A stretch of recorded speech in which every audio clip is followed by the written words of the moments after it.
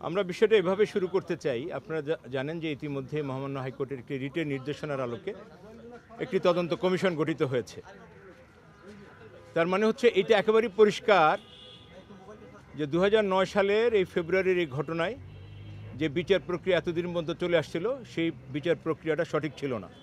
যাদেরকে অভিযুক্ত করা হয়েছিল, যাদেরকে আসামি করা হয়েছিল, যাদেরকে দণ্ড দেওয়া হয়েছিল, এগুলো ভুল একটি দণ্ড ছিল, ভুল একটি আদেশ ছিল এবং একটি ভুল বিচার প্রক্রিয়া এতদিন ধরে চলে আসছিল বলেই মহামান্য হাইকোর্ট এই বিষয়টিকে সেভাবে নজরে নিয়েছেন এবং তার নির্দেশনার আলোকে গভর্নমেন্ট একটি তদন্ত কমিশন করেছেন এই বিডিআরের সাবেক মহাপরিচালক ফজলুর রহমান সাহেবের নেতৃত্বে। তার মানে এটি পরিষ্কার হয়েছে যে এখন যারা অভিযুক্ত হিসাবে জেলে আছেন অথবা যারা কনভিক্টেড, কোনো না কোনোভাবে একটি ভুল রায়ের দ্বারা তারা নির্যাতিত, তারা নিগৃহীত হচ্ছেন। আমরা আইনের আজকের যে অবস্থা ছিল, অনেকগুলো ভুল এবং এই ত্রুটি এই মামলাগুলো করেছে। আমি ছোট্ট একটি উদাহরণ দিয়ে আপনাদেরকে বলতে চাই। একটি এফআইআর থেকে হত্যা মামলা এবং বিস্ফোরক দুটি চার্জশিট হইল। এই স্প্লিট চার্জশিটে আমাদের দেশের কাস্টমস হচ্ছে এটাই।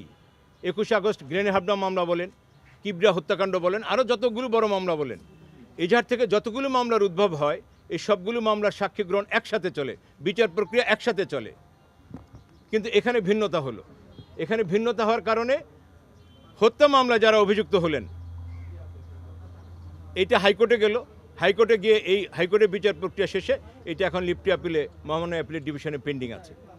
প্রশ্ন হলো, হত্যা মামলায় যারা খালাস পেলেন তাদেরকে এই ঠুনকো অজুহাতে এই বিস্ফোরক মামলায় তাদেরকে দীর্ঘদিন, আজকে প্রায় 16-17 বছর এই মানবতার জীবনযাপন করতে হচ্ছে।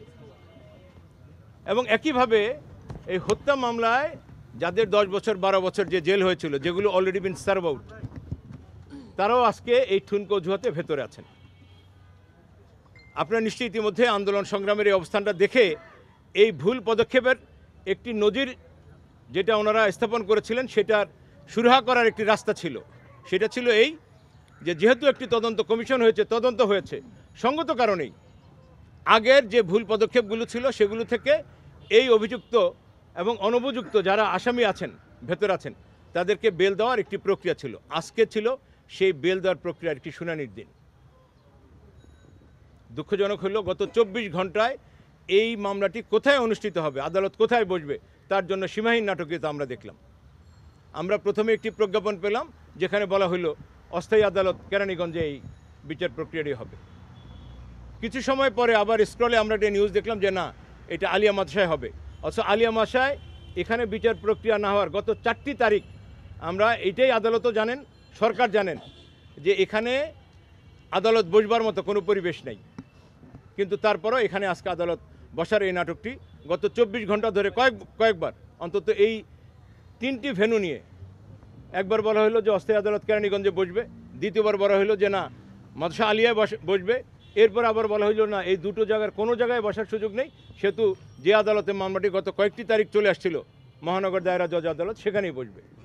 আজকে আমরা সকালে সেখানে গেলাম, আবার শুনলাম যে না, এই নিউজ জানা সত্ত্বেও বিজ্ঞ আদালত আজকে এখানে রান করা শুরু করলেন, প্রসিকিউশন এখানে রান করা শুরু করলেন।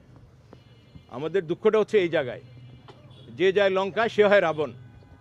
এই জিনিসটা পরিষ্কার যে আজকে যারা ভেতরে আছেন, নিগৃহীত হচ্ছেন, জেলে আছেন, তারা এই অন্যায় অপকর্মের সাথে কোনোভাবে জড়িত না।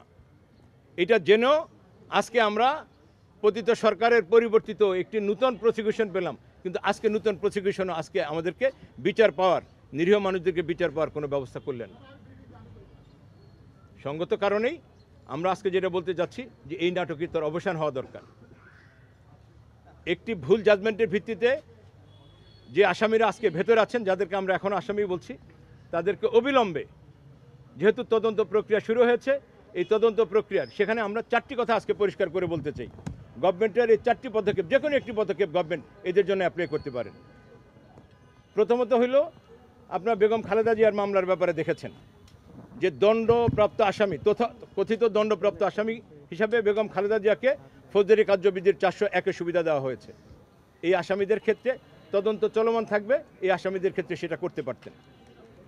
আমাদের আর্টিকেল 49 অফ কনস্টিটিউশন, এইটা তারা করতে পারতেন।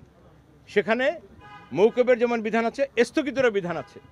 তদন্ত চলমান থেকে এই দণ্ড স্থগিত করে তাদেরকে ছেড়ে দেওয়ার একটা সুযোগ ছিল। আরও একটি সুযোগ ছিল, সেটা হচ্ছে সিআরপিসির 494। এই গোটা মামলাটাই প্রত্যাহার করার সুযোগ ছিল। আজকে অনেক মামলা প্রত্যাহার হচ্ছে। ইভেন দো আপনার গত 2009 সালে দেখেছেন শত শত না হাজার হাজার মামলা 494-এ সিআরপিসিতে প্রত্যাহার করেছে। সব কিছু মিলেই এই মানুষগুলোর জন্য আমরা একটি সুরাহা চাচ্ছি, যারা নির্দোষ নিরপরাধ দীর্ঘ 17 বছর।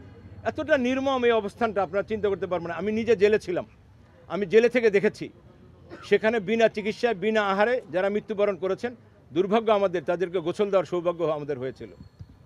আপনি শুনে অবাক হবেন যে বিডিআর সদস্যদের যারা বিবাহিত ছিলেন একজনেরও বউ এখন আর তাদের সাথে নেই, তাদেরকে ছেড়ে চলে গেছে, অথচ তারা কোনো অন্যায় করেন নেই।